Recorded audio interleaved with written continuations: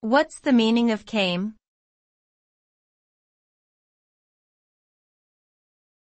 Came.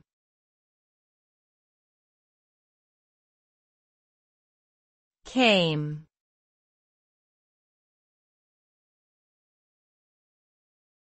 Came.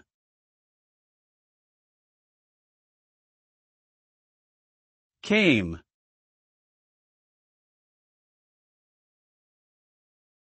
The word came is the past tense form of the verb come, which means to move from one place to another.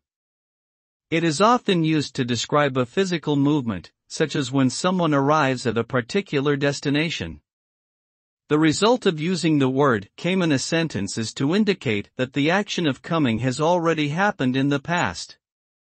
This can be useful for describing events that have already occurred or for providing background information about a story. Overall, came serves as a simple and concise way to convey the idea of past movement from one place to another.